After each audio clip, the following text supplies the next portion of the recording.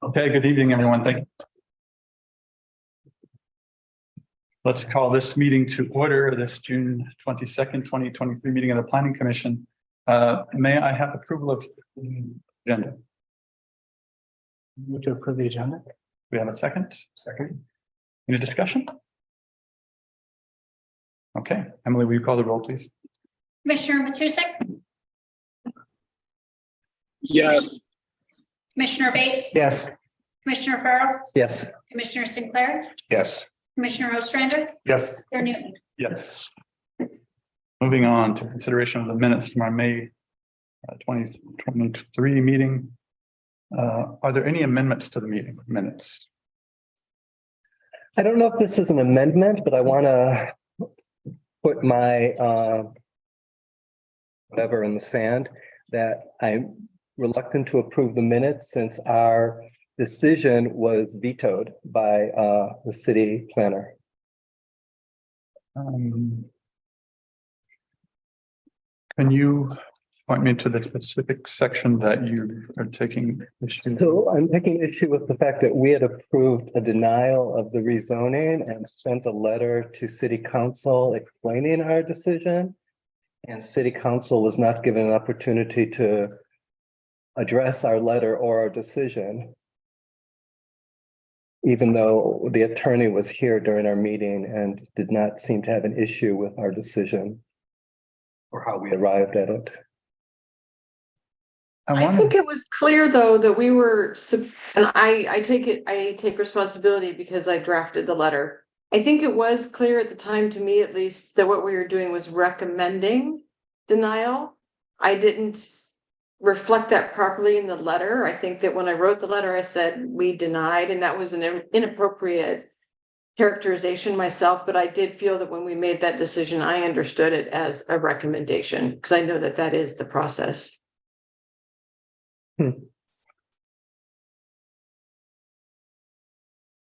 I'd be happy to address that now or later if you'd like me to. Why don't we do this? Why don't we come back to that? Let's come back to that. Might be adjusting our agenda after all.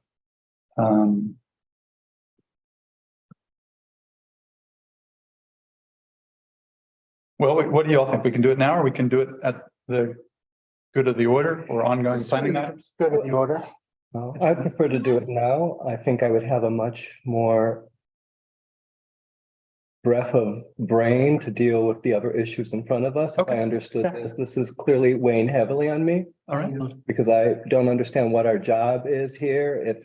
Even if it was a recommendation, we did send a letter following up that recommendation. The city council had an opportunity to review it. I'm not really sure why this was changed unless it's for reasons that we're just not privy to or don't understand. Any objection from fellow commissioners to talking about this now? Okay, Steve. All right, so no, it was not anything to reject what the Plan Commission was doing at all. There's a certain process that's required in terms of a rezone. So when your applicant makes a rezone application to the city, the first party that receives and has a hearing is the Plan Commission, which you did, and you made a recommendation to deny.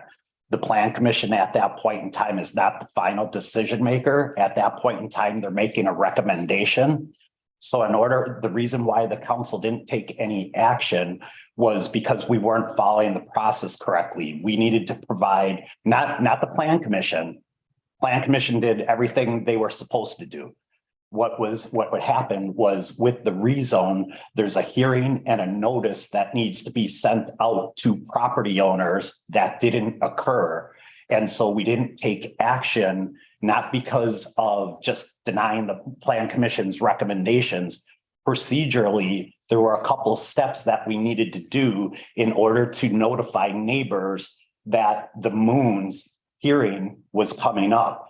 So what the council did was strictly not take action in order to give staff the time to send out the proper hearings so that everyone received the notice that they were supposed to. And now on July 11th, the final hearing before the council will be held. And the Plan Commission's recommendation is a key component of that. They understand that the Plan Commission made a recommendation to deny. And that letter that was drafted, the memo that was drafted, is part of that record. So that will be before the council at the time that they hear the matter, properly hear the matter for the hearing. So it had nothing to do in terms of rejecting anything the Plan Commission did. The Plan Commission did everything exactly the way they were supposed to. It was more a matter of the process that the Moon shouldn't have been appealing the Plan Commission decision because the final decision hadn't been made yet. The council makes the final decision. So that we're providing that notice, we're having that hearing, and the recommendation from the Plan Commission will be brought before the council. The council will also have the memo that you provided, and that will be part of the testimony they use to make a final decision. Okay, thank you. That makes a lot of sense. I do have one question though. If neighbors need to be notified about, if there needs to be a notice sent out anytime there's a rezoning request, shouldn't that have been sent out when the request was brought up to us? I believe there's a notice sent out at that time as well at the time that it goes before the council. So it requires two notices? That's correct. Okay, well, that's good to know. Thank you. I'm good to move. All right. Motion to approve the minutes. Don't get so excited here. Any other amendments? Okay. Is there a motion to approve the minutes? Yes. May I have a second? I'll second it. Okay. Any discussion? Okay, Emily, will you call the roll, please? Commissioner Sinclair, Yes. Commissioner Ostrander, Yes. Commissioner Matusek, Yes. Commissioner Bates, Yes. Commissioner Farrell, Yes. Chair Newton. Yes. Okay. And I am here, Yep. Emily. I'm on Zoom. Thank you. Okay, moving on. We're moving to a continuation of a quasi judicial hearing, public hearing continuation of AA 23-04, Janice Dasney, Administrative Appeal of the Cities of a tree removal permit. AA 2304, Janice Dasney, Administrative Appeal of the City's approval of a tree removal permit in conjunction with the construction of a new single-family dwelling at 743 North Ash Street. Tax lot 5602, map 51019 AA in a residential lower density zone. The appeal will be reviewed pursuant to the municipal code 17.88.180, review consisting of additional evidence or de novo review of applicable sections of the zoning ordinance. Does anyone object to the jurisdiction of the Planning Commission to hear this matter at this time?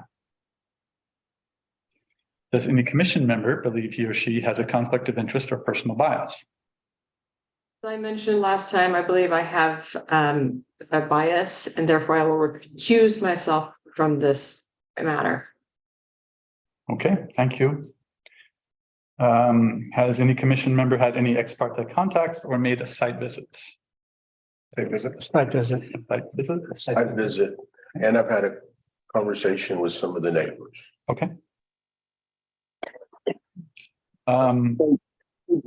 I've had some tangential ex parte contact that does not bias me. Okay, thank you, Aaron.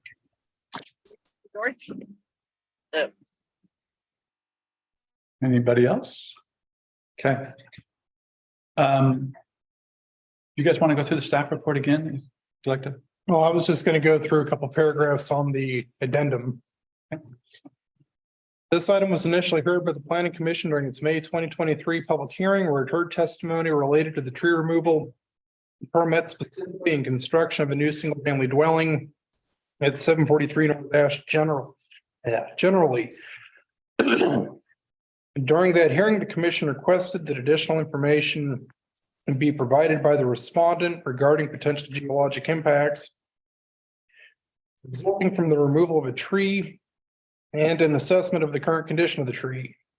The respondent, Jamie Lerma, provided additional exhibits after 12 p.m. on June 15, 2023. These exhibits included geotechnical assessment, schematics, and calculations for a retaining wall and an arborist report. Earth Engineers Incorporated geotechnical report included as Exhibit D11 states in its conclusions, quote, "We recommend that an engineered retaining wall, if properly designed, will provide a greater improvement to slope stability, i.e. increasing the factor of safety by providing greater resisting forces to counteract the driving forces of the soil than the tree that is being removed." Close quote. This conclusion was based on observations that the subject tree is located in an area of shallow bedrock and may be more susceptible to blowdown or other damage as a result of high winds. A schematic and calculations for a proposed engineered retaining wall have been included. The proposed retaining wall would not be an expansion of the approved single-family dwelling and would not contribute to increases in the calculated lot coverage and floor area ratio. The Todd Prager and Associates analysis of the tree determined that it was in good health despite recent pruning and damage sustained during construction activity on the site. The amount of live foliage removed is estimated to be approximately 20% or less, which is stated as an acceptable amount. Regarding the matter of slope stability, the arborist defers to the geotechnical engineer's assessment. And additional correspondence received by members of the public as well as other individuals has been distributed to the Planning Commission. That includes materials received through this afternoon. And that concludes the staff report. Okay. No other additional correspondence besides what we have in front of us now? Everything received through this afternoon has been distributed. Call for public testimony. The pertinent criteria to be considered are noted in the staff reports and listed on the criteria sheets on the meeting page of the city's website. Testimony, arguments, and evidence must be directed toward those criteria or other criteria in the comprehensive plan or municipal code which the person testifying believes apply to the decisions. Failure to raise an issue accompanied by statements or evidence sufficient to afford the decision maker and the parties an opportunity to respond to the issue precludes appeal based on that issue. Prior to the conclusion of the initial evidentiary hearing, any participant may request an opportunity to present additional testimony, arguments, or evidence regarding the application, the appeal in this case. The Planning Commission shall grant such requests by continuing the public hearing or leaving the record open for additional written testimony, arguments, or evidence.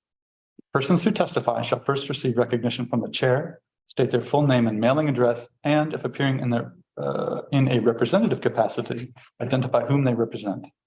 Is there a presentation by the appellant? Yes, commissioners, can you hear me?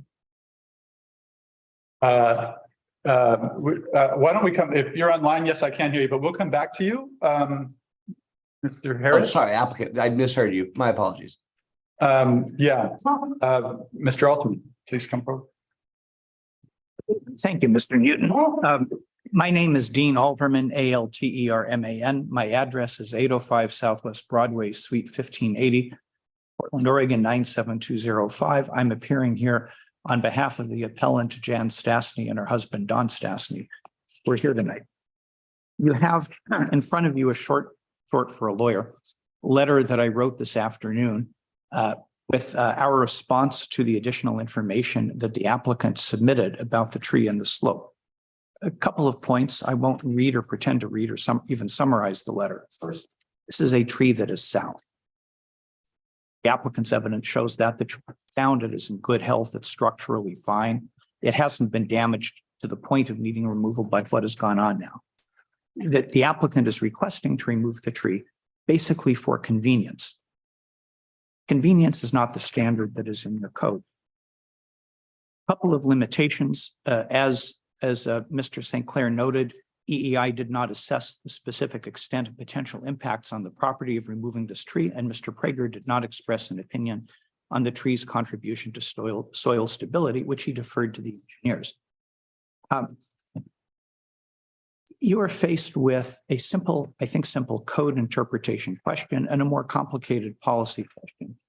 The simple code question is that part of the standard under which the applicant is relying to remove this tree is 1770.030B.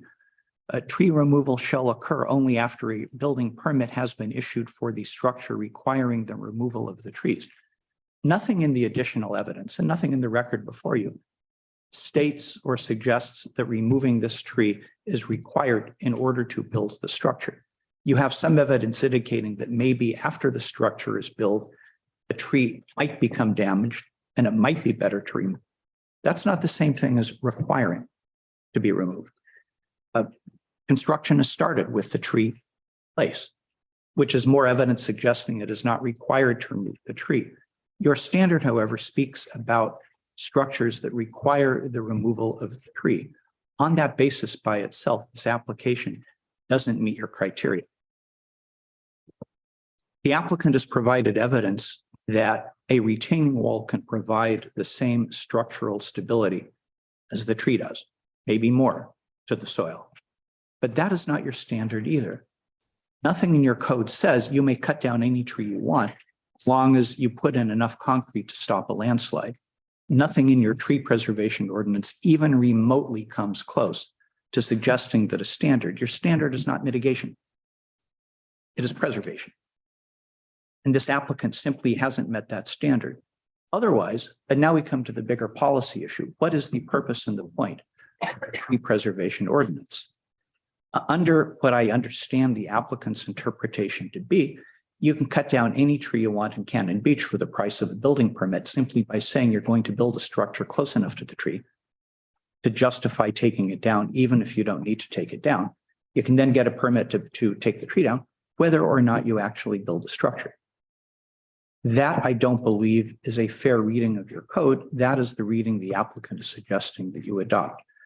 For those reasons, I ask that you sustain the appeal and deny the permit. Thank you. Mr.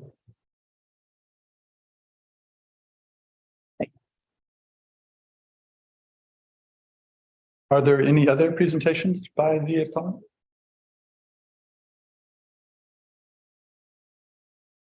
Are there presentations by proponents?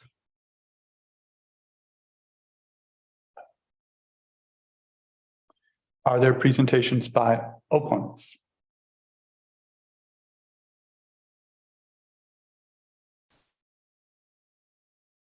Someone was, is there anyone on, I'm sorry.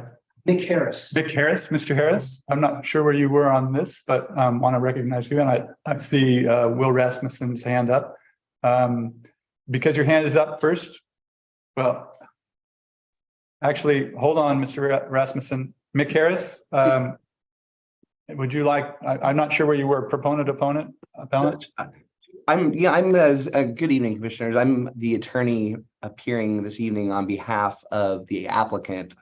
And so was hoping to present for a few minutes. I don't know if there's a way to turn my camera on, otherwise I would, but if now is the appropriate time for me to speak, would happily do so. Yes, if you're the attorney for the applicant, then yes, you would be under opponents. Wonderful. Well, thank you, commissioners. I appreciate you continuing this hearing through to this evening. I will also be introducing Mr. Jamie Lerma and Mr. Muncie on behalf of Earth Engineering, Inc. They'll be speaking to the geotechnical and slope stability questions.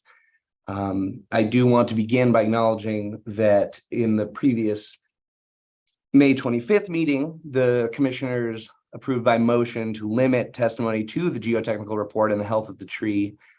However, both to preserve the record on behalf of the applicant, as well as to respond to comments made both in written and oral testimony by Mr. Alterman on behalf of the appellant, as well as Mr. Rasmussen on behalf of Haystack Rock, I would like to briefly turn towards some of these policy and ordinance interpretation questions, but start by just emphasizing that the only question is an interpretation of the tree removal ordinance. I know there's understandably varying and mixed feelings regarding the approval of the building permit, but that was already issued, is beyond the scope of this hearing and was not appealed. And so the question becomes, how should the ordinance be interpreted? And Mr. Alterman seems to argue correctly that convenience is not the standard. That's true, but necessity is the standard. And the evidence in the record is what the commission, as you all know, are required to consider when making your determination. And in response to Mr. Alterman's letter, he first discusses the tree's health But the tree's health is not at issue today. The only question is whether or not removing the tree is necessary in order to proceed with the properly permitted building construction. And the evidence in the record clearly shows that removal is necessary. Both expert arborists who were hired and engaged to analyze this question determined that the removal was necessary. Mr. Baldwin, in his testimony and response to this question, stated in his email, quote, "Removal of the tree will be necessary." And the city's consulting arborist, Mr. Gerhardt, also said, quote, "The tree must be removed." So from a evidence standpoint, there's no evidence submitted to counter the necessity of removing the tree. The wisdom of, again, issuing the building permit for the house is not before this commission. And so it's necessary to consider only whether the requirement in the ordinance, which is that removal of the tree is necessary, is supported by evidence in the record. And we would offer that it undoubtedly is. And moving to the letter submitted by Mr. Rasmussen on behalf of Haystack Rock, I would argue that first, Mr. Rasmussen mischaracterizes the evidence again in a similar way to Mr. Alterman by stating, quote, "None of the arborist reports conclude that the tree cannot be saved." In fact, to the contrary, again, both arborist reports conclude that the tree's removal is necessary. And moreover, in the second part of Mr. Rasmussen's letter, he discusses the tree protection zone standards in the municipal code, also contained in chapter 17.70. I believe that a closer look at that portion of the code makes it clear that the tree protection zone is to protect trees and retain trees on the property that may be impacted by construction or may be impacted by tree removal, but the tree protection zone is not intended to apply to the trees that will be removed or have already been approved for removal. I think that it's evident from just sort of a rational analysis that requiring protection of the trees that are also going to be removed is somewhat oxymoronic. And so I would, again, just encourage the commission to consider the evidence in the record, making it clear that removal of the tree is necessary, and also acknowledging that the scope of this hearing today is to be focused on the geotechnical report and the slope stability and the health of the tree, but wanted to make sure to flag these issues as well in response to some of the written and oral testimony provided. But I'm happy to answer any questions the commission may have, and otherwise happy to turn it over to Mr. Lerma and Mr. Muncy if he wishes to speak as well. And thank you for your time. Thank you. Are there any questions? I have a question about a document that came across today. Robert, your emails. What was the response? Sorry, for Mr. Harris. I know. Is that related? Yeah, I don't, for some reason, I can't find it in front of me now, but can you read it for me? Is it from all here? Yeah, okay. So Mr. Harris has said, I would accept this for a permit. I'm assuming that we just wanted to see if did the job right the first time. Well, what I did was I asked Mr. Butler, the building official, to give me a comment on whether or not the information provided for the proposed retaining wall would meet permitting criteria. Basically a thumbs up, thumbs down type of comment. But hasn't it been permitted already? Not the new retaining wall. Okay. And then there's this, and this for you, Mr. Harris. I would accept this for a permit, however, as in the north retaining wall, the height of the cut exceeded what was submitted on the stamp plans. What do you make of this last comment? Further engineering and additional geo was needed? Is that a reference to the geo that was done? I believe, and I don't 100% understand his comment here, I believe that he was referencing additional engineering and geotechnical reporting for that northern retaining wall. So Mr. Harris, it seems like we don't have a permit. There is kind of a permitting question here, is there not? On the what retaining wall? Yeah. Commissioner, I would turn that question over to Mr. Lerma. I also wasn't totally clear. I read that email exchange earlier and also wasn't entirely clear what the implication was. But I believe that Mr. Lerma can speak to sort of the permitting process with respect to the retaining wall is something that, to my understanding, is often the case. You'll apply for a permit for the retaining wall later in the construction process, but I will be the first to admit that I know far less about the construction process than he does. So I'm not trying to avoid your question because I don't want to answer it, but I honestly think he would be better positioned. Okay, no, that's fair enough. Thank you, Mr. Harris. Thank you. Bill, want to hit the pause button here for a minute? The question about the scope of our conversation, I mean, we're kind of already into it, so my vote would be, I don't see why we don't continue down this path we're on already, although we did say, well, I'd actually like to verify that. We did say it's limited to the geotech report. Do you guys remember that? I don't remember if it was explicitly that or not. I know that was part of the conversation. So Bill, we're already wider than the scope we said we were gonna consider when we came back around. Do we just stay down this path? I think so. And let me, I'm trying to find the motion that was actually made. Oral and written testimony limited to the geotechnical report and the health of the tree on June 22nd, 2023 was, according to the minutes, what the actual motion was. And so, as you go into the validity of the permit, you start to get outside of that. And so, but it seems as if all parties have started to address that. So it may be worth going down the path, and if someone objects, we can deal with that objection.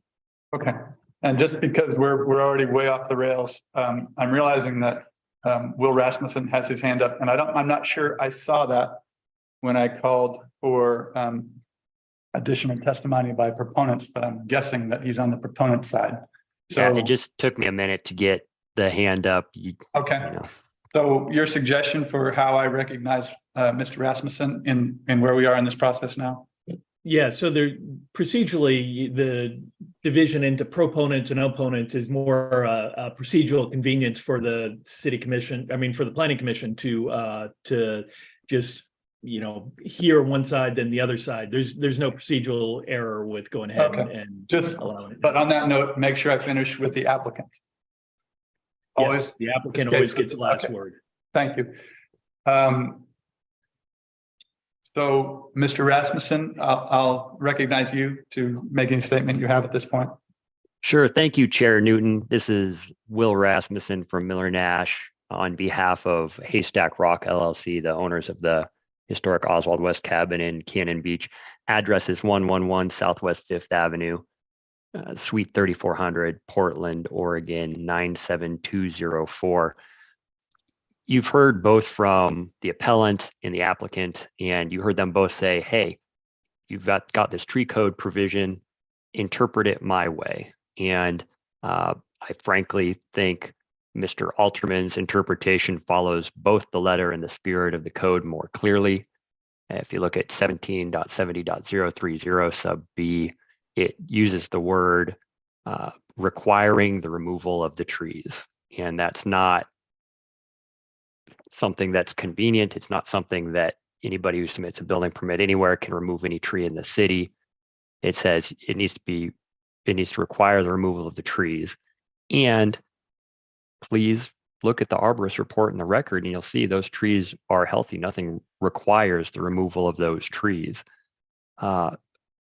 Further, if you look at the purpose section of this code, it's quite clear that the city has expressed a value in preserving these trees in the city, that it's not something that should be taken away willy-nilly. It's core and part and parcel of the character of Cannon Beach, and it appears in the comp plan and the purpose section of this zoning code.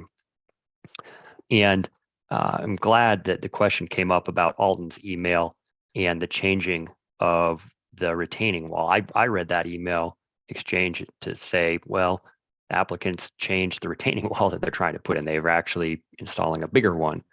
And I really do think that can trigger this, trigger the city to say, well, if you want a different retaining wall, you need to submit a new permit. And by the way, when you do that, comply with the tree code and build something that allows the preservation of this tree, and actually apply that subsection Q in 17.70.030 that calls for protecting kind of key root zones of these trees and not having excavation in those areas.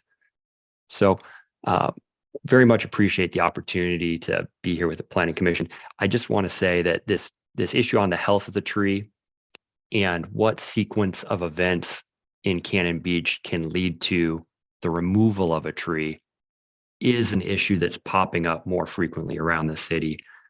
We have a near identical situation for the Roberts's lot that the council is going to be considering on July 10th. And the Planning Commission should take a leading role in saying what these provisions mean and make a clear finding, as Mr. Alterman suggests, continuing the tradition of Cannon Beach protecting trees. Thank you very much for the opportunity to comment. Thank you. Okay, moving back to opponents. Is there any other presentations by opponents? Please come forward, Mr. Moon.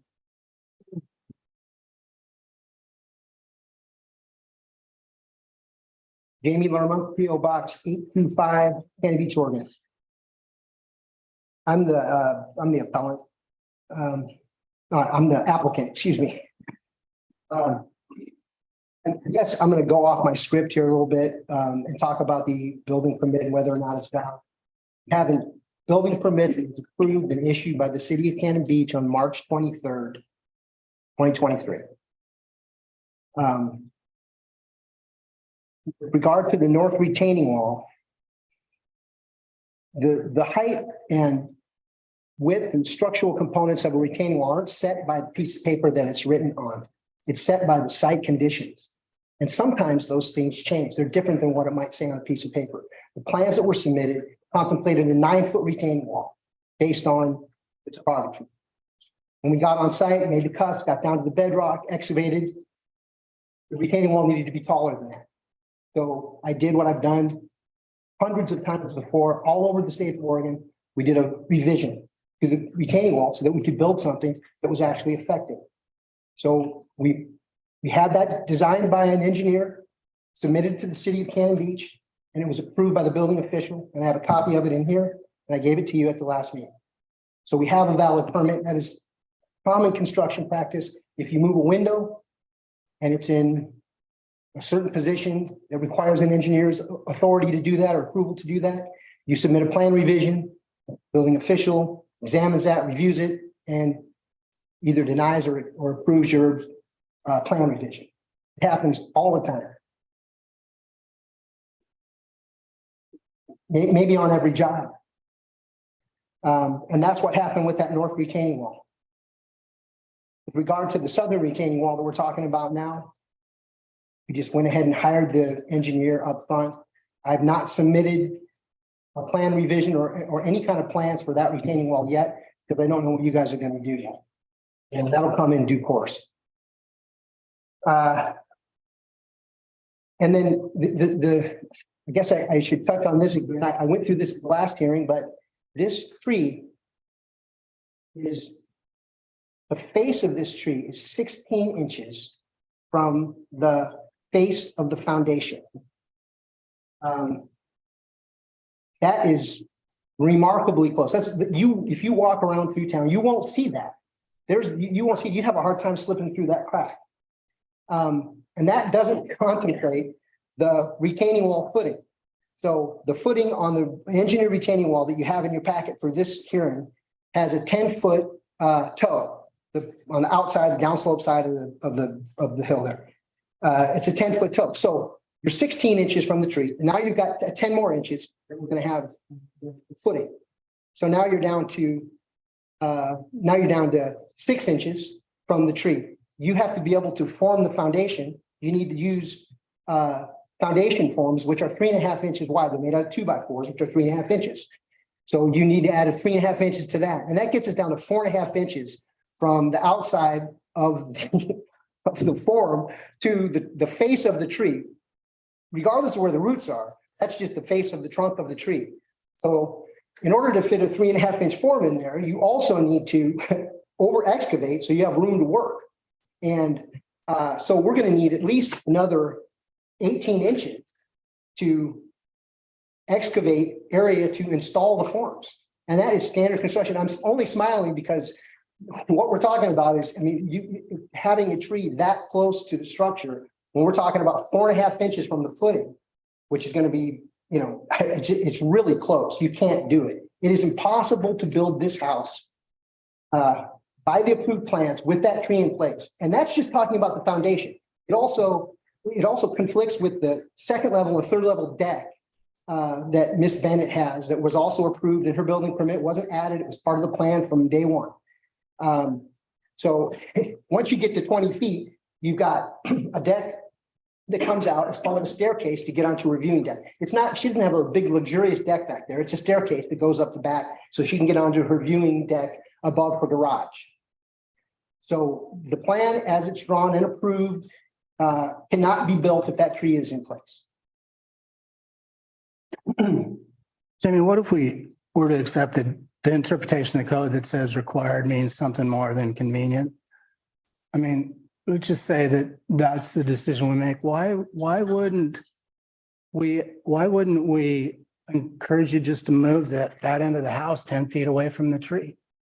That's impossible. Why? House as approved, and per the geotechnical report, which turned out to be spot on, by the way, said to hold the house north and west as far as possible to keep it on the bedrock.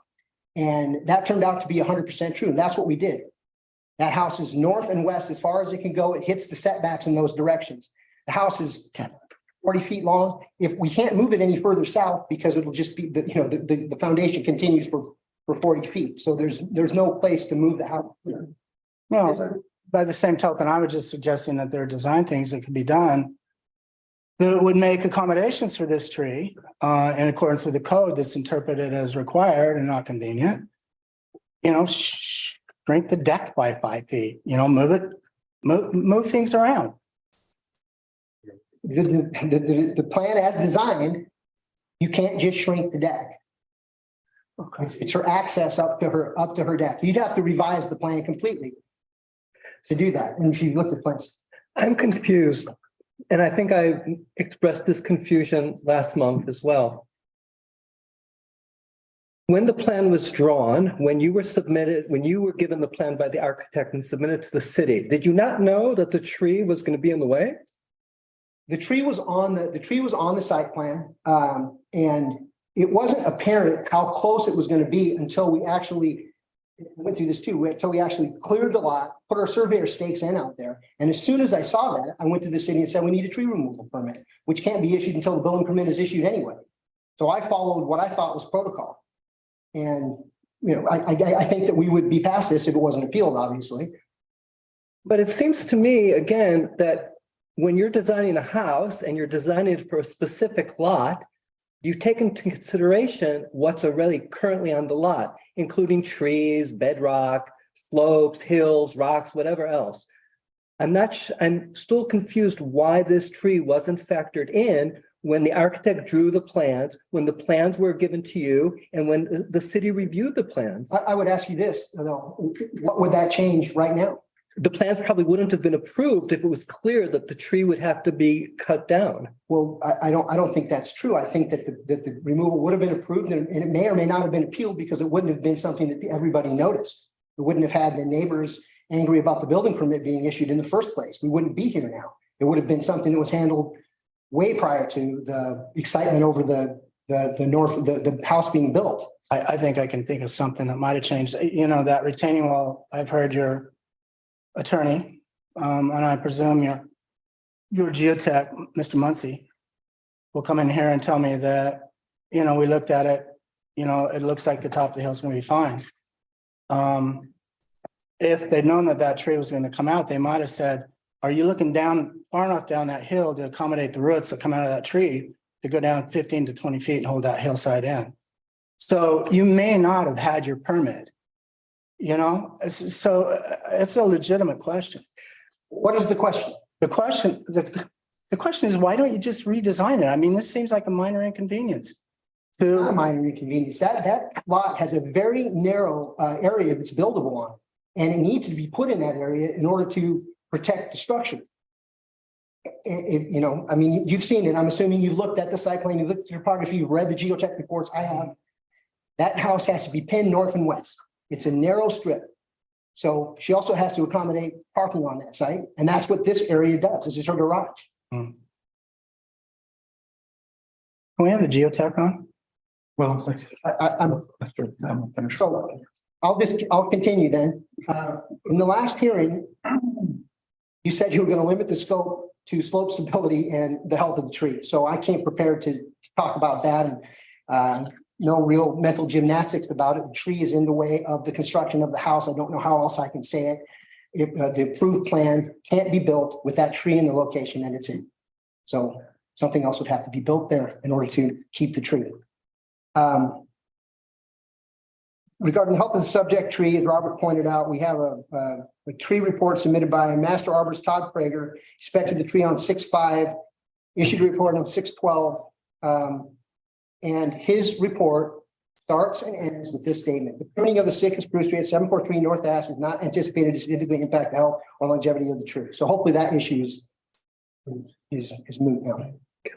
Regarding the Silicon Slope, you asked for a geotechnical report. I submitted the report. It's done by Earth Engineers. Principal engineering geologist Adam Reese, senior engineering geologist Jake Muncie, and senior geologist Carson Little inspected the site on June 7th and issued a report on June 15th. You have that report. EEI states this in their report: we did not observe evidence of recent slope movement or substantive erosion, and the existing slope conditions appear to be stable. Area around the tree. So that's good. The tree has done its job. And goes on to state in its conclusion: we recommend that an engineered retaining wall, if properly designed, will provide a greater improvement to slope stability, i.e. increasing the factor of safety by providing greater resisting forces to counteract the driving forces of the soil than the tree that is being removed. So we already have a pretty good slope condition back there. If we're worried about the neighbors, we're going to improve that slope condition through the construction of this retaining wall, which we're calling a retaining wall, which is actually also the foundation wall of the house. So we're going to improve the slope by building this retaining wall. And we have So can I stop you there? Because it doesn't say this retaining wall. It says an approved retaining wall. They didn't look at your retaining wall, did they? There's a process to this. We have the geotechnical engineers. No, your engineers didn't look at, the Earth Engineers did not look at the retaining wall design.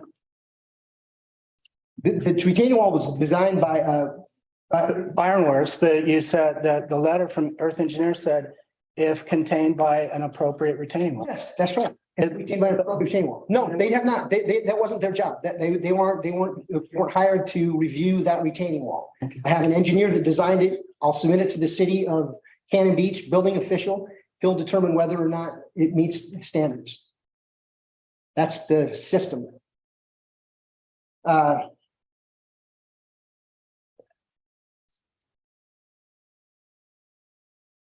Folks, we've got a registered professional engineer, Kyle Seppel of Iron Oak Engineering, completed a design of a 10-foot retaining wall to retain the slope in the area of the subject tree. The retaining wall design and calculations were submitted to the city. You have them in your packet.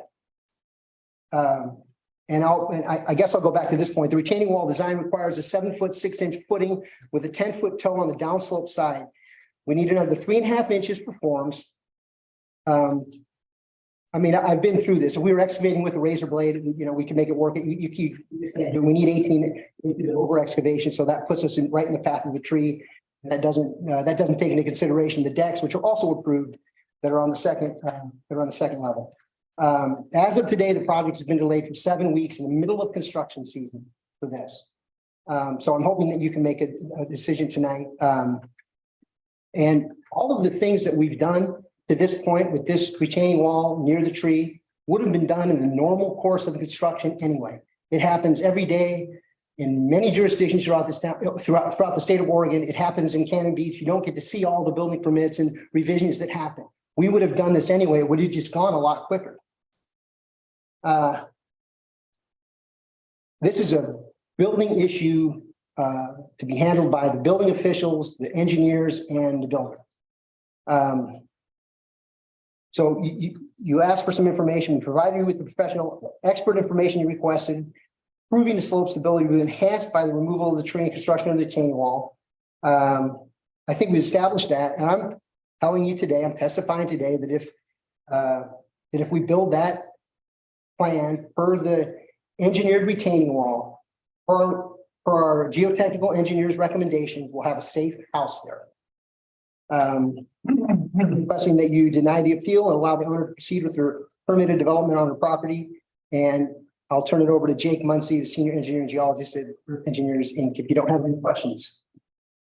I have a question. It might be a question for staff, but you probably have the answer. So you mentioned a permit for the north retaining wall. Yes. And you don't have a permit yet for the south retaining wall, but you have a permit for the building. Is the process? I think I'm maybe misunderstanding the process for that. As it's part of the We have an approved building permit that came, and that on that building permit, it has a chart that contemplates 9-foot retaining walls. Okay, up to 9 feet, there's a chart. So we build it for and that chart will tell you how much rebar to put in and what distance it needs to be, how thick the wall needs to be, how thick the footing needs to be, all of that. When we began to excavate this, it became apparent that we were going to exceed that chart. So at that point, I immediately call an engineer because I don't build freeform like that, right? Nobody does. It would be ridiculous to do that. It'd be irresponsible. I've been doing this for 27 years. So I know what to do. That's why they hire me to build their houses. I called the engineer. I said, will you design this for us? He designed a retaining wall, which was 11 feet tall. It has a 13-foot wide footing that is 20 inches deep throughout across the entire breadth of the north end of the house. Engineers are conservative. It's the most concrete I've ever put into a retaining wall, 72 yards of concrete in that wall and footing. That was approved as a plan revision. If you change the beam, if you change the header, if you change the window in your house, you would make a plan revision. You take that to the building official, they approve it. Common practice. I haven't been required yet. I have not excavated down by that tree yet. I don't know what we're going to need there. Maybe the 9-foot retaining wall will work. We have asked the engineer though to design a 10-foot retaining wall preliminarily because we think it's going to probably go to that. And in part of the slope stability issue, the retaining wall is a major component of that, and it is the component. So when you get that revised retaining wall, then you take it into the building official then for approval? Yes. And would it require a new permit at that point? No. It would probably require a plan revision.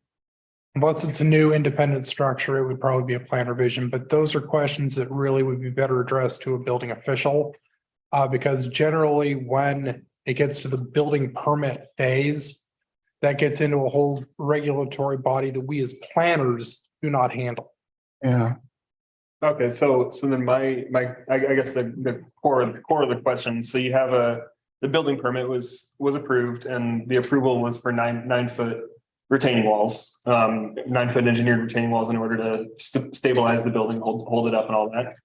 And then you had to do a plan revision for an additional 2 feet on the north wall, and you're anticipating a plan revision for the south wall. I'm anticipating, but I don't know. But I had to have I wanted to have an engineered version of the retaining wall for this hearing, and because we're going to need it when we get to that. When we get to Okay, that point. and yeah, that was my biggest question. I wasn't sure because some of the emails and stuff made it seem like they were full separate permits, that it was building permit and then retaining wall permit as a separate entity. No, just a revision. And this is not, none of this is done in the dark. It's not a sneaky process. I mean, I want the building official out there to look at this with me. We want involvement by our engineers. That's how you do it. You know, so we want them to come out and Alton is fully aware of what we're up against on this site. And when it gets to the appropriate time, when our excavation is complete, have the retaining wall designed to meet the site conditions. And if that exceeds what's on the plans, I'll have it engineered. I'll submit it to the building official. And if he approves it, I'll proceed with construction. That's how it goes. Okay. Other questions? Thank you, Jamie. Thank you. Sure, we have. So Robert, I don't know if you can or can't answer this question, but once a building permit has been approved, what's the length of time that somebody could appeal it? Building permits are generally not subject to appeal by members of the public. The appeals process is designed to be handled at the land use decision level. Under Oregon state law, which is, where the building code lives, appeals of a building official's decision are between, say, for example, the builder and the building official, in which the builder would appeal the building official's decision to the state building codes division. So by that point in time, by the point that a building permit is issued, it's no longer subject to public review, because as I said, that's supposed to be handled at the land use level, which is our level here. Got it. Thank you. That helps a lot. Are there further presentations by opponents? Was Mr. Muncy going to speak? If you have questions for him, he's available. Yeah, did you want to bring Mr. Muncy? Mr. Muncy, can you hear us? I do see your hand up and I recognize you. Please come forward, but you're already forward. This is Jake Muncy at 2411 Southeast 8th Avenue, Camas, Washington.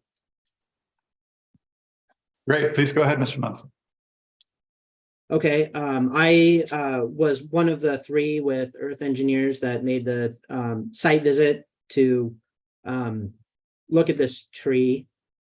I've had many projects where, you know, we were against removing trees, and projects where we were supported the removal of the tree. In this case, the reasons why you wouldn't want to remove a tree is that they have root cohesion. That's the slope stability part. They wick water up and they intercept rainfall, keeping it from infiltrating into the soil. And in this case, an engineered retaining wall does all of those things better than a tree would. So that's why it was our recommendation that removing the tree is acceptable. Other questions for Mr. Muncy? Yeah, Mr. Muncy, what do you make of the references in a letter from Mr. Altman? I don't know if you've seen it, you know, pointing out just some of the caveats you put in the report you submitted. You know, I give you the first one. Mature trees generally have positive effect on slope stability, and they also provide some reinforcement of near soil through their root systems. I think you've been clear of that, but then you go on and say you really didn't evaluate the specific impact of the tree removal on that slope. What are we to make of that? What are the limitations your engineering report then with respect to that slope? I guess I'm not understanding what you're saying there. Well, the tree sits on a slope, right? Half the roots go up, half go down. You're going to put a retaining wall on the upside of it, but there is slope retention going down the downside, which apparently, as I read your report, didn't reflect it and wasn't caught in your site investigation, or is not reflected in your report, I guess is a better statement. Yeah, well, those Sitka spruce typically have shallow root systems in my experience. And yeah, there are some roots that go down the hill, and those roots will likely stay in place for years to come. Which they'll be effective in containing the slope for a couple of years at most. But what I was getting to is you seem to, you know, indicate that the Red Crow's client's house will be okay, but you haven't indicated anywhere in your report that slope will be okay. In fact, you've stated specifically that you haven't evaluated that. Well, the slope and the soil will be retained by the retaining wall. Above it, what about below it? See, the reason I ask is there's an individual, a citizen of the community who submitted a letter saying, I live below the house. I look straight up at the tree. I'm really concerned that when that happens, a big storm is going to bring a big slide down and create problems for me. I don't read anywhere where anybody in this project took any consideration, took any of the neighbors into consideration, or that, at least that particular neighbor. Is that true? Well, I can say all the water that's going to be collected on that retaining wall is going to be hard piped to the storm system. So we're not going to be substantially saturating the slopes. And the root cohesion that the trees providing with the roots are, most likely not contributing to that slope stability on the downhill side. But that kind of counters what your report said generally about trees and slopes.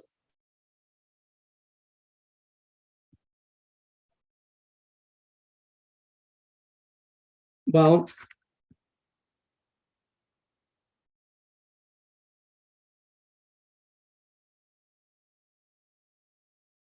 I guess I'm not sure what I can say. I just wanted to ask the questions, and I take away from our conversation that you've guaranteed that Mrs. Vu's house will stand through any storm, but you haven't taken into consideration whether any of the downslope houses will continue to stand as a result of the tree removal. Okay, noted. Okay. Thank you. Are there other presentations by opponents? You get the chance to as the applicant, you get the last word.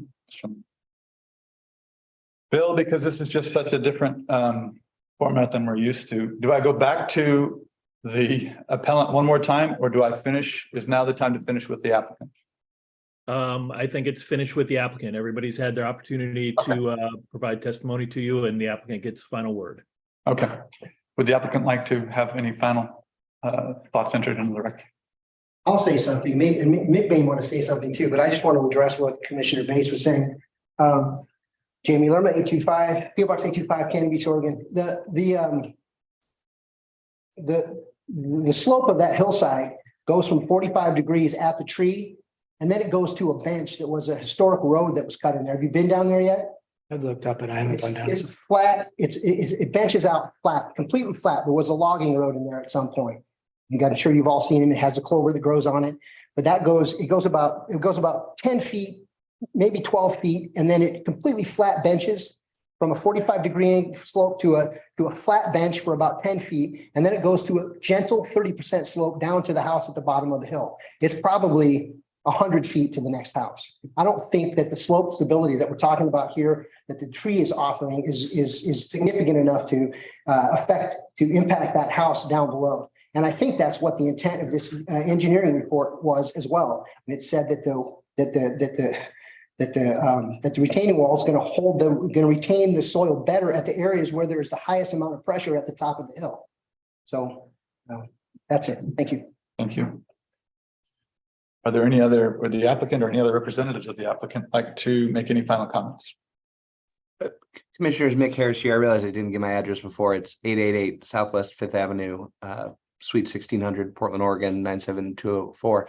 I just want to briefly circle back that while the questions that are being asked are very reasonable, and I understand entirely the motivation to think holistically about what goes on when it comes to the city's planning and the removal of trees and the construction of new buildings and so forth.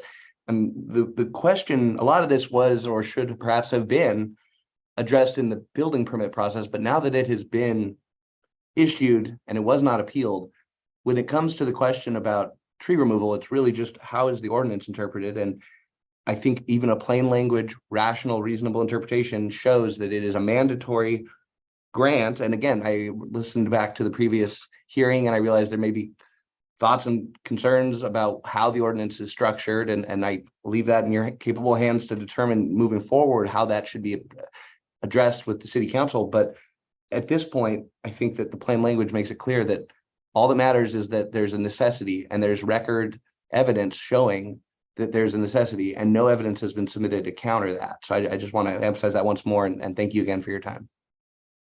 Thank you, Mr. Harris. Are there any other representatives or the applicant that would like to speak at this time? Okay. We'll now close the public hearing and move to consideration. Anybody want a break? Yeah. Take a 5-minute break and reset and resume. Ready to do it. Let's resume the meeting. Would like to start us off? I would actually. Go ahead. I can't get over the fact that having seen many architectural drawings and plans submitted, they always show the trees in relation to the house and the foundation. I just can't get over the fact that this became a surprise after the fact. I'm not saying anything was done inappropriately. It's just, it's a wrinkle that I can't seem to get over. Yeah, I'll just leave it at that. Steve, it's an interesting question. I would think that Mr. Lerma would say he wasn't surprised by this, and he has said he wasn't surprised by it. But procedurally, we have this process that I don't think anything's nefarious, although it's been suggested, but it doesn't lead itself to common sense. So, you know, procedurally, we have something that has come through that feels like it shouldn't have been started that way. And I know this is catching you cold on this, but there's this idea that I think there's this concept that I continue to think about, which is, you know, the want to encourage housing and building, and the city want to protect trees. Do we have the right to stop developers from building trees if it means they can't build on the lot? And that's not worded well, because I think one could come back and say, well, you could make it smaller. And I think that's an important point to consider. But there's this, it's like there's this gray area it goes into. And I've heard a couple of times now, people are concerned that people are think it's a bigger issue, and maybe it is, when this process goes in one way and then it starts to come out another. So what's your experience on how these sorts of things are handled when you have something that is pretty obvious day one? And I think all parties would say that is that tree is in the way. Yeah. I mean, it's an interesting situation we're all in. I mean, there is a section in the ordinance that says city shall issue a tree removal permit. You know, it doesn't say may, it says shall, if these particular criteria are met. So it's very difficult. And it's probably one of the things that, you know, as we're doing that code update, something that we really need to seriously look at to try to better address. I don't think everything's going to be totally black and white. You know, there's a lot of gray and all this stuff, but I think those are the issues that we're taking a look at. But I think tonight, really, what we're trying to do is take a look at the criteria, and, you know, maybe that's something that we can try to do better early on as well. Not saying there was any issues here, but just more discussion. And that's what Robert and I have already been doing with some of the applicants, is to try to have a lot of discussion up front to try to minimize these situations if at all possible.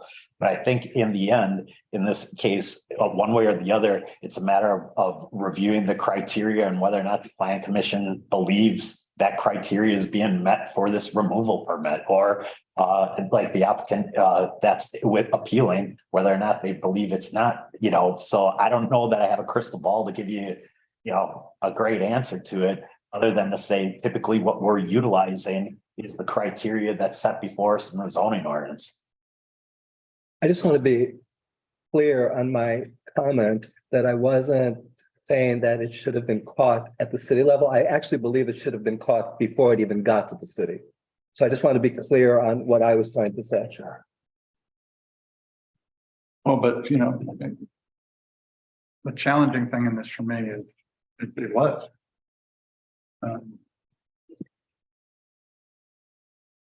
But then it goes into this gray area, and it just, I feel for both parties here, this is just a muck. one thing that is apparent to me is the arborist or the applicant suggested certain steps be taken to see if the tree could be protected. And I wasn't convinced that those steps were taken. And I don't think the arborist was convinced. As a matter of fact, he said I didn't get a call back at some point. So Which arborist, the city arborist? this is Joe. Okay, yeah. So he says, March 7. Lerma comes in and says, hey, this tree's got to go. Do I need a permit?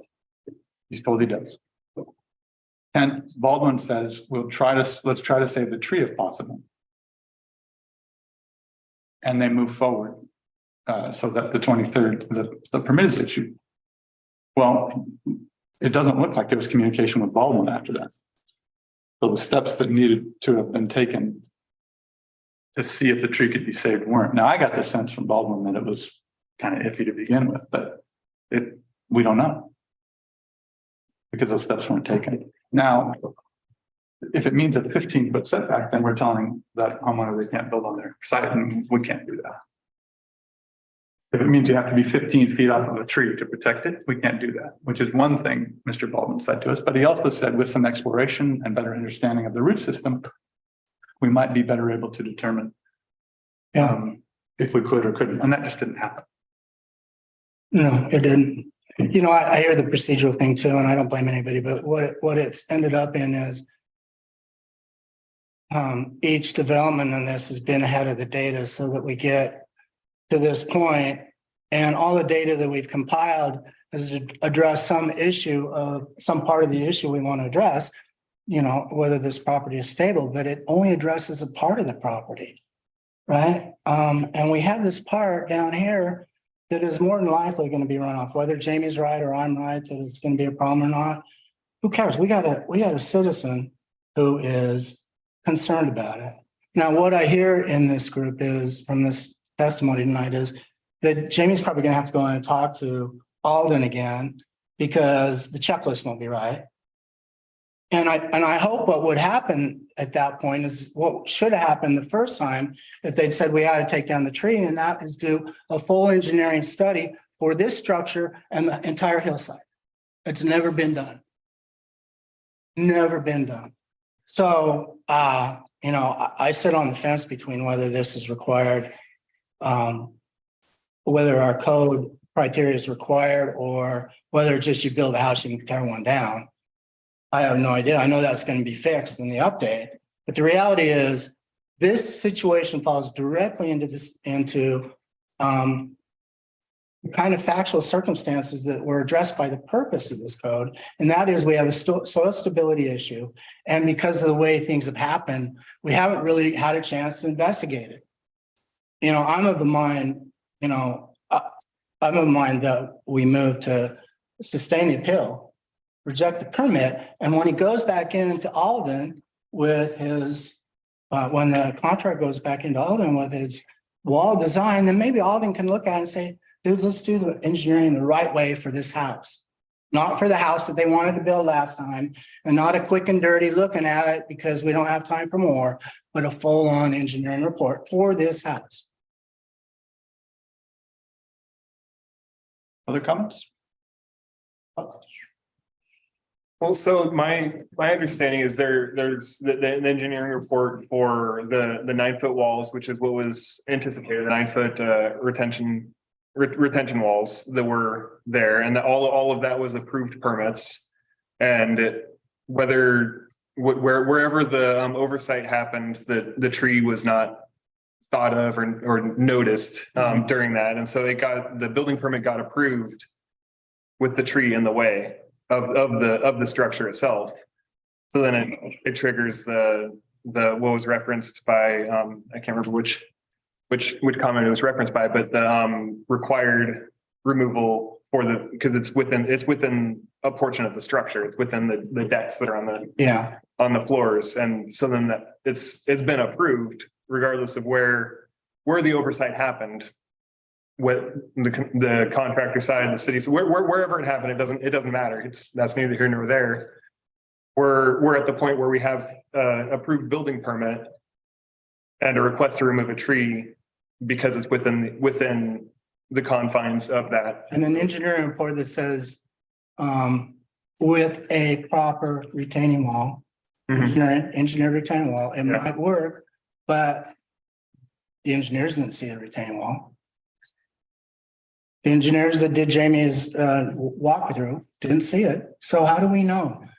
But what would have happened if this had been tackled up front is we would have had, hopefully Alderman would have said, wait a minute, this is on a 40% slope. Let's do a full-on engineering report for this house. And it should have happened because by the code, it must 1750-220, but we don't have an engineering report for this house.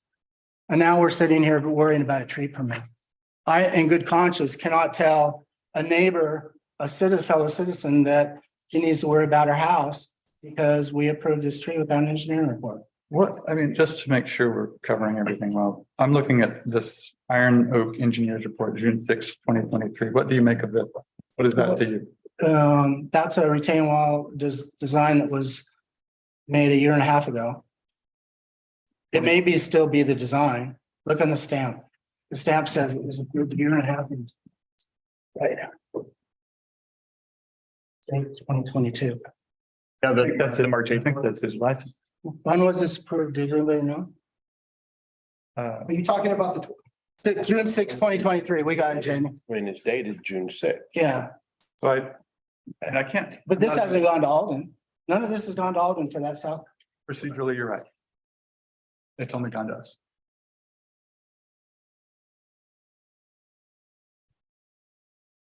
But it is up, well, as I read it. Yeah, but would you put the wall there? Or would you put it down 15 feet? Hold up what you're gonna take out when you do the tree?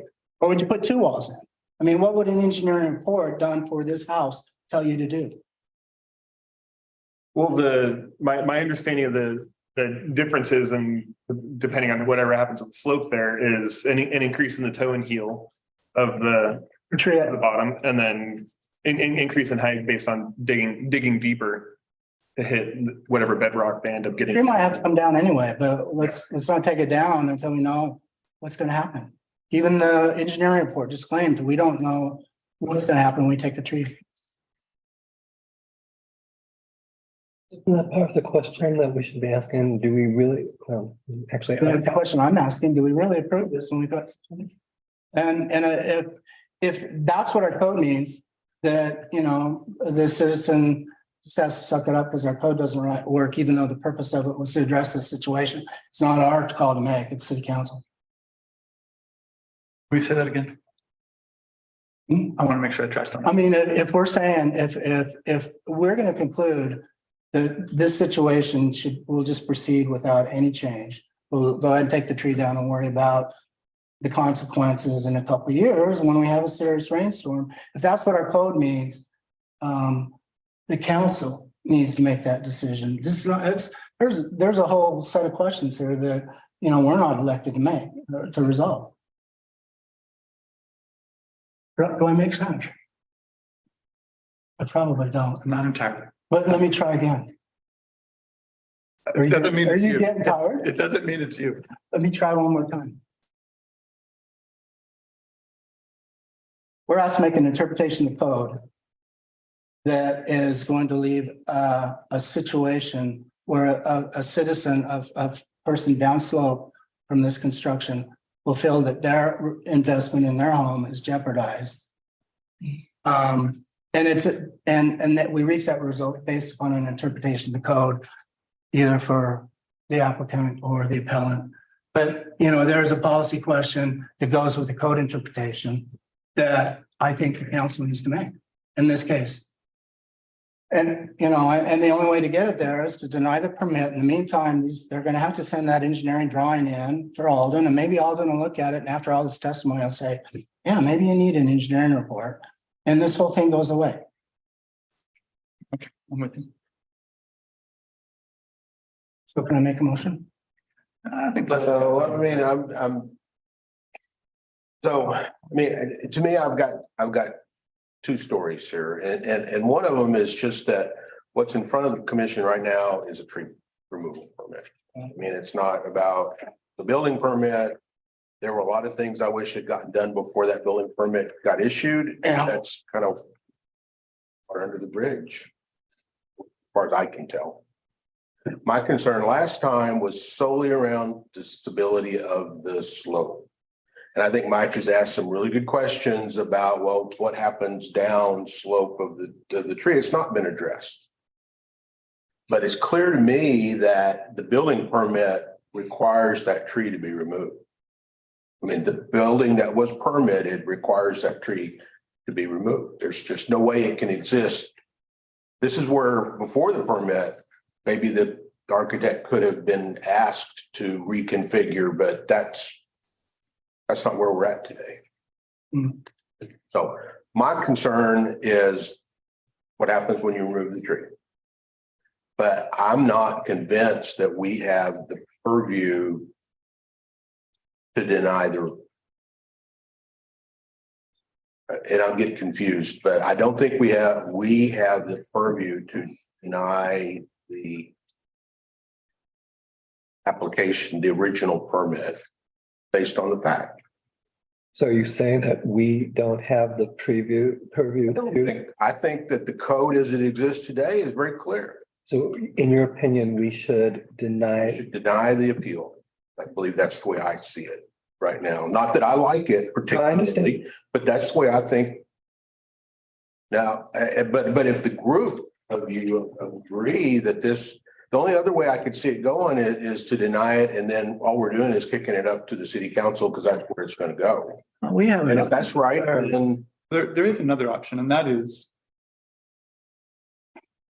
There might be another option, and that is to come back and address this thing holistically and go, hey, we need a building permit. The tree's got to come out. What happens with this slope? And look at them all together at the same time. What happened is we're faced with an appeal of a tree removal permit. But the process behind getting to that wasn't followed. So yes, it is a request to remove a tree. But to get to the place of issuing the permit, the arborist said, you need to do this, this, and this. And then we can determine if the tree needs to be removed or something else needs to be put in place. Well, that didn't happen. Are we not just delaying the inevitable? I mean, all that's gonna happen is that if we're concerned about the downslope, and that's and Mike makes a really good point about that, and I think Les agrees with that. They're just gonna come back and do another geo and say, okay, well, we'll build a second wall that will address at where that shelf is. They'll build a wall right in front of the shelf. Look, you all know how I feel about trees. But I also think that in some ways, we also need to be cognizant of everyone's time, not just ours. And if we think that the inevitability is that the tree's going to come down, we need to really factor that in, because there's a lot of people who are in a holding pattern as a result of these conversations. I think it's an important point. And what has absolutely hung me up is if you build that house within a certain, I'm not an arborist, but if you build some foundation in there close to that tree, say you get it out 36 inches, you probably compromise the tree to the point where, you have the chance to do it right and protect the people down slope. But I just want to respond. I agree with you. I'd like to preserve the tree, but you can't preserve the tree over everything else. If you got them to build another wall down there, that's a win, at least for the neighbor, right? It's maybe not what we wanted, but it's a win for the neighbor. And we just don't have enough information to even know whether it's required. Yeah. So is there a way to make a decision that leads to that outcome where we do require more information to be determined? I don't know. I don't think we can postpone anymore. We would have to come up with a process that allows. Yeah, well, no, I mean, I'm not suggesting postponing to get yet again another report for us to consider. But as this building process goes on, I still have concerns about, frankly, the people living down slope. Can we make a decision? Hypothetically, if we made a decision to deny the appeal, can we put in that decision that part of the requirement is that another geotech report be done and consider the downslope? Well, probably the better way to do it is say we approve it, and that is the condition. And they have to do that geotech, and if the geotech. What, the appeal? Yeah. And if the geotech approves it, requires it, then put in another retaining wall down lower so that the neighbors can feel secure.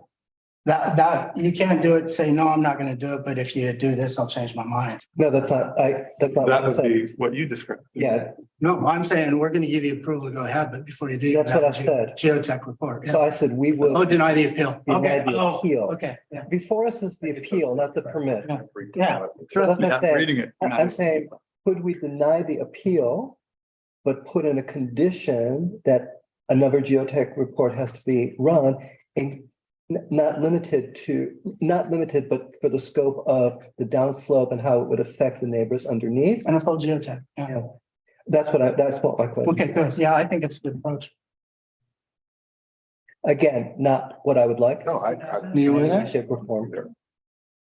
I think that's from the powers that I see that the planning commission has, the best preservation course of action that we have in terms of there's a permit that's been issued that's approved for the building in its site, so it meets the requirement of required, but we have this appeal that rose the concerns with all of us about the downhill slope. Actually, when we approve this appeal or reject the appeal, there is no condition that we can impose upon the applicant, is there? Just by virtue of rejecting the appeal? What's before you is to approve or deny the request before you. So there's not an appealable, I mean, the permit's already been issued. so all we can We're do- strictly talking removal of the tree. All we can say is. So we can't add conditions. That's correct. Okay, well, then that changes everything for me. Let me just think about that for a minute. So we can't say it is an appeal. Bill's on the line. I think he probably tells the same thing. In fact, I'll bet you a drink that he tells the same. Bill, you agree with what Steve just said? So, I don't know. And it's a little gray area because I believe Steve is correct that, you've got an appeal in front of you. And the appeal is, that you deny, that you overturn the applicant or the development permit for the tree removal permit, sorry. The appellant is asking that you overturn the tree removal permit, and at one level you can either grant the appeal and overturn the tree permit, or you deny the appeal and the tree permit is good to go. If in fact you were to place a condition on it, it would it doesn't. This was part of the discussion at a previous application that didn't get resolved for a variety of different reasons. So, there is a potential challenge there. If in fact the applicant accepts that and moves forward with it, then the condition would be effective. But, it's just not a clear 100% you can do this. And then I think the only thing that I would feel comfortable doing is accepting the appeal, not denying it. And just having a reset. So much, I know hindsight is always 20/20, but so much could have been done differently in this entire process from the get-go. And by the get-go, I mean the homeowners approaching the architect. And it didn't. I know there's nothing we can do about that, but I don't think that adding another wrong to all the potential wrongs that were done is the right thing to do. So I think I would believe that we should accept the appeal. And I'll make a motion. I make a motion that I just want to make sure I'm saying this right, that I'm accepting their appeal not to remove the tree. That works for me. Do we have a second? Further discussion? I think I've had my say. Okay. Steve, After you guys make your decision, staff has a general idea in terms of the direction you're going, but it'd be very helpful for us to provide findings back to you. If you could tell us in terms of the denial, the findings that you believe are meeting that, the criteria of denial, so we can bring back findings to you that are hitting what you're denying. If that makes sense. would it help if we said we're approving the appeal, not remove the tree based on the fact that we're not convinced about the lower slope stability because no study has been done? No? So what we're asking for is we're asking for a criteria-based reason explaining a decision one direction or the other. i.e., how does it not meet the criteria? I'd say, look, do you want me to take a stab at it? Where's? I mean, to me, the concept that tree removal might stabilize that slope came up as part of the evidence submitted in the first hearing. That's the way I picked it up anyway. It wasn't specifically worded in the appeal. I don't think that way. I don't think the stability wasn't one of the questions that were raised. It came up to me because it was referenced by the arborist that submitted the report, Mr. Baldwin, on the first time. But I don't know how much. How do you have a criteria-based response when stability really wasn't the question we were posed? But it is some, and I'm just struggling here, but it's very important to me, the stability issue, but it really wasn't part of the appeal as far as I could tell.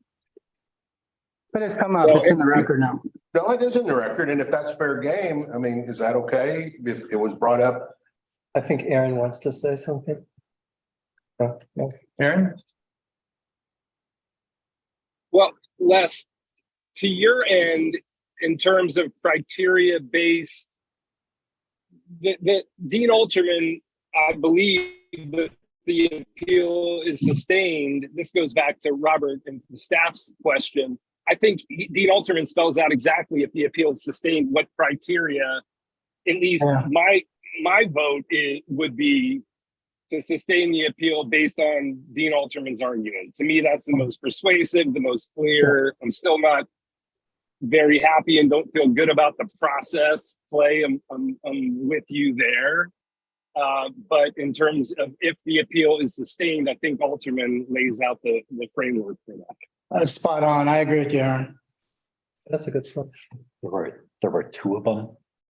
The one that came out today. That I think in the Alterman letter, I think there He has two second findings. Yeah, I need to go back. Go ahead, Vaughn. Oh, not in.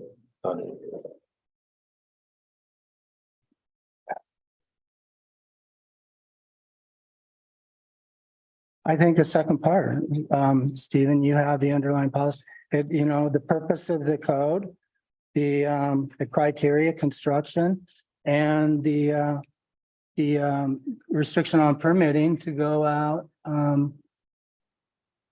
when required for construction. So that is the interpretation that we give it. And that would be reasonable way of following through and providing a criteria-based decision. Yes. Do you disagree? As far as making a criteria-based decision, I think that is one way of doing it. Do you have a suggestion? No. Okay. Will you say that again, please? I would say that the approval, the motion. Just the logic. The logic is, with the criteria of 70,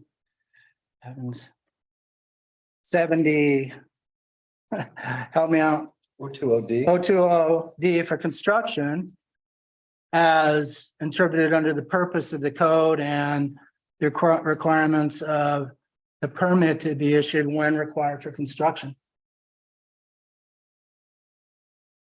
And the finding that this was not, we do not feel that this is required. So, Have to know that better. does that mean that you don't agree based on the evidence that that tree has I to be removed? I think it has to go, but we have to have criteria and we've been given it. We have to have criteria to reject. Well, I agree, we have to have criteria. I just, I don't know. I didn't try to, it's obvious to me is that, Well, then but I'm okay with that. Yeah. that's Miller Nash. Well, and there's another one from Mr. Alterman. Oh. I was leaving up at 2. No, at 2 is the other one. Oh, yeah, it's the same. I got a copy of it, I guess. I didn't get the red. Here's Yeah. what you're after. Mhm.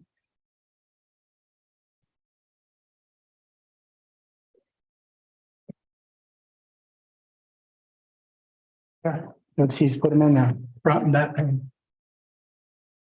Right here, and then in the back. All right, I'm going to read this.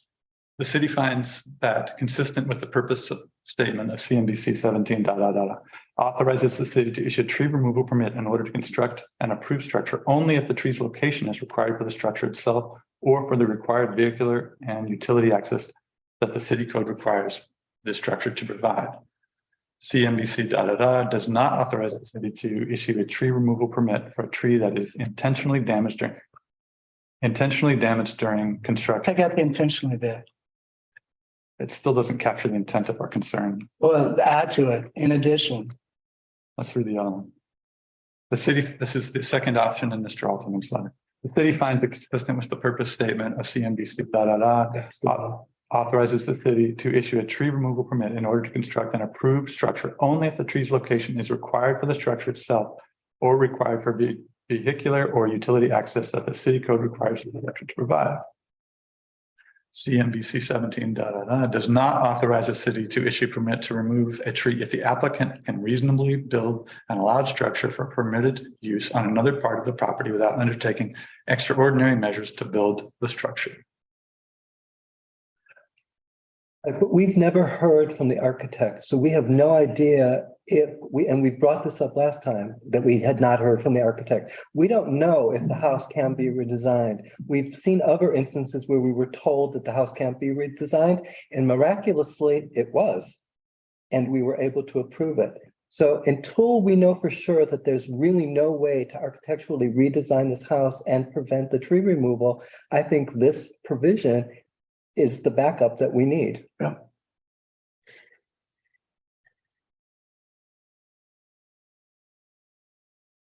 And again, I'm not saying right or wrong. I'm just saying that is a way of how you would Second make a one. decision. Thank you.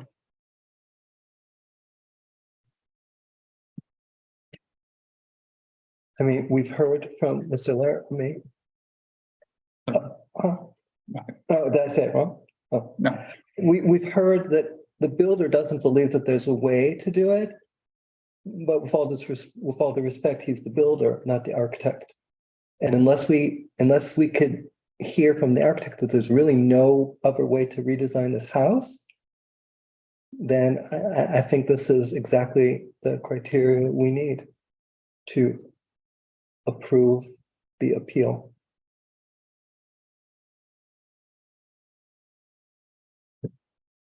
Further discussion? I just don't know if I'm completely convinced. I want the tree to stay like this, but we have a application for a tree removal permit based on an approved building permit. And that's the one criteria that's listed here, the D, the 177020 D, required for construction on an approved permit. That's required. Yeah.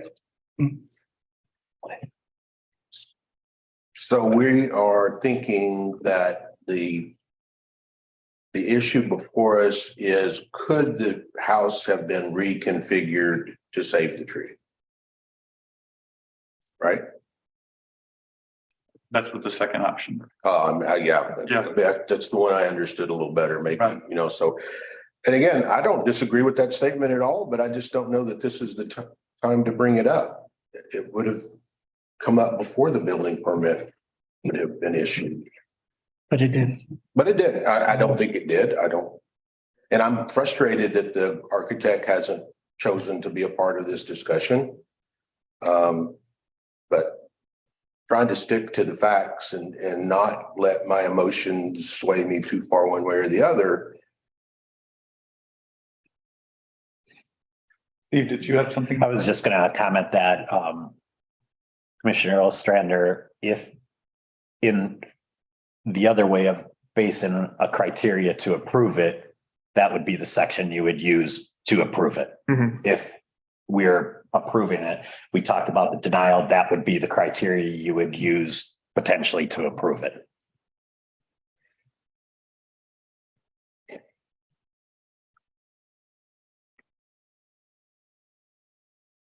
A tough one. It really is.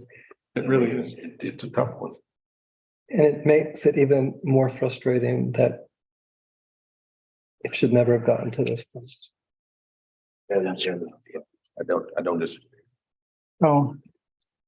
You guys wanna, So if well, maybe we shouldn't speculate on the future. I'm just trying to, what decision is most likely to get closest to what we know we would like to see happen, which is Us the tree approving, approved if possible and the downslope people protected. I think Is the it approve the appeal. appeal and understanding that they'll probably be taken, I'm assuming would be taken to the council, you know, and let them make that Mhm. back us up or not, whatever. So you asked, where do we have the most, where are we closest to the agreement? Was that your premise? Well, I mean, no, I was just trying to think what path gets us closest to what we, I think we probably all agree on what we would have liked to have seen. I think, I'd like to see the tree stay and the house reconfigure, build. I don't want to prevent someone from building a house on their property. I think that's wrong. I think landowners deserve to be able to use their land, but they could have protected that tree better. And I know that, I believe that. But again, I don't know that I can sit here today and penalize the process because at this point, because I just think it's, But if we agree, wish we had. if we agree that the tree should have been saved and the house reconfigured, the only way to really get close to that is to accept the appeal as is. Well, if it were appeals of the building permit, I guess I could buy that, but this is just appeal of the tree removal permit, and that sure seems to be a very tenuous way to get to reach an objective to me. I'm sorry, No, it's fine. I don't, No, you're trying to look at it from both sides. I think. well, that's wise. I'm primarily trying to focus on the parts of this issue that really are before us and not let, because we've seen. It's all before us now. We've seen these things grow and, we get on tangents and things, and I'm trying to just stay focused on the question. Mickey has recused herself. Right? Yeah. Okay. I think we should just go ahead and vote and see where we end up. Either way, we're done. Well, let's make sure everybody has their chance to voice their concerns here. Aaron, you've spoken, we've all had does anybody feel like there's something else they want? Mike has a motion, he's ready to prepare and propose. Does anyone else have anything else they want to? Okay. Mike, you want to make a motion? Yeah, I move that we sustain the appeal based upon the findings of fact contained in the ultimate letter, the second set of findings of fact. Thank you. Is there a second? I'm sorry. What does that mean? It means that the language, that language from Mr. Alderman that we read will be the basis for the. So there was a tree permit. The appellant has said we don't think this tree permit should have been issued. Right, We're appealing the tree permit. right. Mike is saying we're sustaining your appeal of the tree permit, so they will deny it. Okay, sorry. It's words It is that I really get good. I get it. caught up with. Yeah, no, it's. Then I second the motion. Thank you. Any further discussion? And this is based on the second Second one. offering. Okay. You want to read that just so we're clear? Yeah, do you want me to read it aloud? I did it once. You can do it. Are you kidding me? City finds that consistent with the purpose statement of CBMC, section 1770.010, CBMC, section 1770.020D. Did I read, Mr. Authorize the city to issue a tree removal permit in order to construct an approved structure only if the tree's location is required for the structure itself or for required vehicular and utility access that city code requires the structure to provide. CBMC section 1770.020D does not authorize the city to issue a permit to remove a tree if the applicant can reasonably build an allowed structure for permitted use on another part of the property without undertaking extraordinary measures to build the structure. Okay, is everybody clear on that? That is those will be part of the findings for what has been proposed. Is there further discussion? Emily, will you call the roll, please? Commissioner Bates, Yes. Commissioner Farrell, Yes. Commissioner Sinclair, No. Commissioner Ostrander, No. Commissioner Matusik, Yes. Commissioner Newton. Yes. Administrative appeal is upheld. The tree removal permit is denied. Okay, moving on.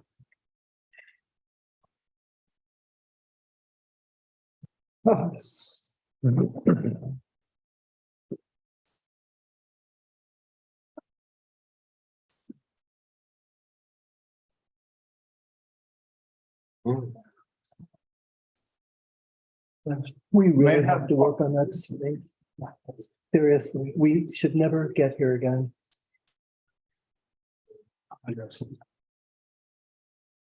May I have authorization to, or may I have a motion for the chair to sign the appropriate orders? I move that the chair sign the order, And a second, have authority to. A second. Emily, will you call the roll? Commissioner Sinclair, Yes. Commissioner Ostrander, Yes. Commissioner Matusik, Commissioner Bates, Yes. Commissioner Farrell, Yes. Chair Newton. Yes. I'll say yes. Thanks. Okay, we're unanimous. All right, Mickey, you're back with us. We wanted you there on that last one. We needed you. Sorry, I couldn't join. I know. We're moving on to the tree report. Are there any comments on the tree report? Yeah, I have a question. I apologize, Robert. It sounds to me like I've asked you this at least twice and not retaining the information. So when there's a request for a tree removal, what notice is given to the surrounding neighbors and for how long do they have to make a comment or appeal? So generally speaking, we do not notice surrounding neighbors. We do post tree removal permits onto the city's webpage, under the public notices page. At this time, that is the only level of notice we provide. We are having some internal discussions about tree notice, a few things like that, based on some feedback we've received during this particular process. But at this time, currently, we only post them to the public notice page. So this is where I'm confused because when I go onto that page, it sure seems to me like there's no opportunity to debate the process. They're posted as approved the same day. They're posted as approved, and every single tree permit has a line at the bottom of the first page that says this appeal or this decision may be appealed to the planning commission by an affected party for 14 days from the date of the decision. Okay, I'm wondering if that could be made clearer on the website, because I didn't come across it, and I'm not saying that I'm the parameter of. I don't know how we would clarify that on the website, but that does require reading the permit. But see, but when I go onto the website and I see tree X has been approved, I immediately assume like, well, my hands are tied. There's nothing I can do about it. The city has approved it. There needs to be maybe an asterisk that says subject to 14-day something. So let's look at any tree removal permit here. This was an emergency removal. This is kind of an interesting one. That's not a. So Robert, while you're looking, clarify for me, it does not prevent someone from starting to cut down trees within the 14 days. We advise people that there is a 14-day appeal period. Right. But they're not to not cut it during that 14 days. And it's similar to the appeal period attached to building permit. That's part They of can start the construction even knowing that it could be appealed. I mean, we've had this discussion with the planning director several times about, are we really getting is the public getting the appeal, the right to appeal effectively or not? And that's part of the internal conversation that I just. I think it needs to be going on for sure. Because as I said in a city council meeting, Bill Kabizman provided some feedback that we're looking at, we're reviewing. There are some processes to look at, but as I said, when you come and look at a standardized tree permit, the bottom sentence right here that I'm highlighting is this permit may be appealed to the planning commission. So we're not obfuscating anything. I understand, but I just have to, most people would not click to go into the permit themselves once they saw that it was approved. Of the very small sampling of people I talked to, let's call it 12 of my neighbors, none of them knew that there was this 14-day. Maybe we're lazy and we should have clicked, but when I see approved, to me, that means it's a done deal. Unless it's clear that this approval is conditional. But as Les said, it sounds like even within the 14 days, the tree could still be cut down. And doesn't matter if we appeal or not. The one thing like Robert's saying is the information we're putting out there is that, hey, there's a 14-day period. If you're doing this, they're doing it at their own risk. Not to say that but it's not as though, I'm not sure what else we can tell them other than, hey, there's a 14-day period. And, we tell them that's available for appeal. I don't know how else you tell them to keep them from stopping. At the top of the previous page where it showed all there should be a line that says approval subject to 14-day appeal period. Yeah, I get what you're saying on the website. Right. What I'm saying, I was just answering the other question about the people that we issue a permit to.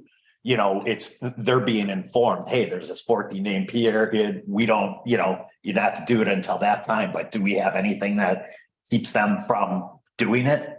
Well, there should be. Right. I mean, there's violations and penalties and things like that. But I mean, I don't know how you do that. Yeah. Well, it's something that I think local cities in our area, if we consider like Oswego a local city, have come up with an actually pretty brilliant plan on how to do that. And that is one, it's much clear, it's much more transparent about what trees are going to be cut down. Nobody is allowed to cut down a tree during the appeal period. It's not quite as long as ours, but there's still an appeal period. And the entire process from a non-city staff member is very transparent and very easy to follow and understand. But there is the penalty for cutting down the tree during the appeal period is pretty darn severe, as I recall. So I'm just saying there are ways that the city can be more, I'm going to use this word again, transparent with the citizens. Because again, I consider myself a relatively intelligent person. To me, approved means approved. It doesn't mean that there's any wiggle room. I wonder if Bill is proposing something and we're trying to figure it out. Do you mind if we talk? Let's just sit down and talk, and you can tell us what limitations are, and we'll tell you what the moon looks like, and somewhere maybe we'll find some common. Yeah. Oh, no, I don't have any. I'm not trying to say what you're saying. I think you guys have some great ideas. No, you're telling us what the situation is. Right. We get that. And I think the biggest thing where this is going to come into play, not saying that obviously we need to do some things better right now, but this is what we have. When we're talking that code update, all the things you're speaking of right now need to be incorporated into that section. How do you do it? That's how you do it. That's, it is. And when, It and is being incorporated, but so, but that helps us, help you to try not to be, I mean, none of us want to be in this position. You know, we want to make it easier for you. We want to make it easier for the public. And I think the more things we can have spelled out, obviously you guys have been speaking about this well before I've been here. But I think that's going to be the ideal time to try to address this. Right, because it's a policy. Right, yes. Instead of always doing appeal stuff. And we're still probably going to have them. Oh, I'm sure we. yeah, will. we'll still have You know, appeals. Right. One of the It's not like it's going to be a cure-all. Yeah. One of the things that I think is really interesting is that there's two tree tracks in the city. One is for city-owned property and the trees therein. And then there's just one that we follow for, you know, basically private property, building permits. And they're very dissimilar. I think the one that the city follows, you know, they do notifications down at the post office, and I mean, it feels much more open than maybe Robust. what we see with the, you know, with the private stuff. Yeah, I don't think there's any problem on our hand. It's just a matter of this is what we have right now. So when we're talking to people, we try to talk to them in advance to have these conversations. But other than that, you know, so that's going to be our ideal time to do it. Thank you. I really think the punitive side. I don't know what Lake Oswego's number is, but I know in Portland, I think it was $1,000. People that can afford to cut a tree can afford the $1,000. So it's got to be. There's also a process where you start reviewing licenses to do business if multiple things happen. Yeah. I remember it was pretty high because one construction company that cut down trees ahead of time. It was enough, it was per tree, and it was enough that they actually had to pause construction for financial reasons. But I don't want to make up a number, so. You could give me the board feet and that would probably start. Yeah. Putting some thought into it. Okay. We had our tree report. Did we have the tree report? Sort of. No, I derailed it, I'm sorry. I don't have it up. Does anybody have it, Steve? As far as the new one, no. Tree report.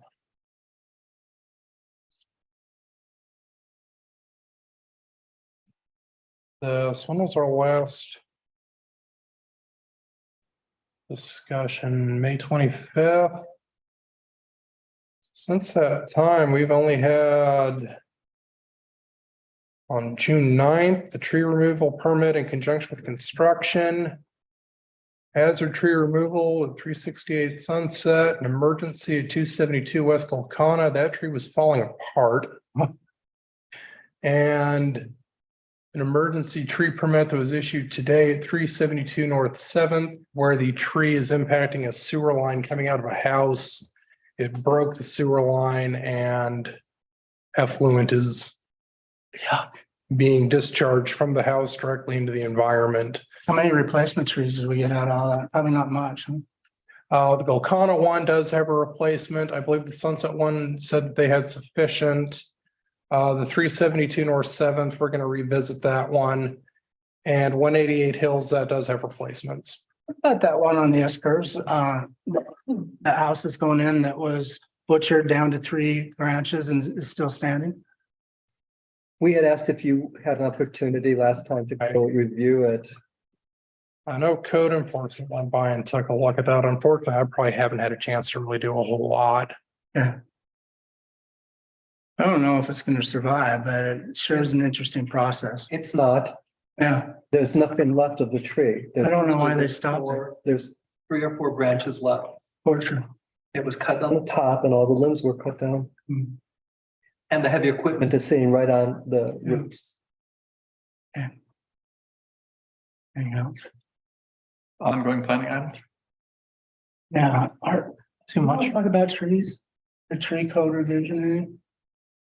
I don't think we're at a place where we have really much to say. Yeah. Yeah, we have some draft language, but we don't have a full first draft yet, so. But I would like to sit down with one of you two, if not both, and talk about notice trees. You know, maybe you can help us. Yes. Go to the order. Oh, I'm gone. I won't be here for the next meeting Okay. unless there's something really juicy. And then I'm gonna come make your lives miserable. Is there ever a moment when it's not juicy? Did we already do item 7? Isn't that Steve? Yeah. Yeah, that might have been from last time, but we can make that real quick. Hey, how you guys doing? Hey, Steve. Hey, good to see you. Yes, thanks. Nice to have you at the table. Appreciate it. Okay, anything for the good of the order? Then we are adjourned. Thank you. Thank everyone. you. Let's see if I can remember all my Bye, quotes and stuff. everyone.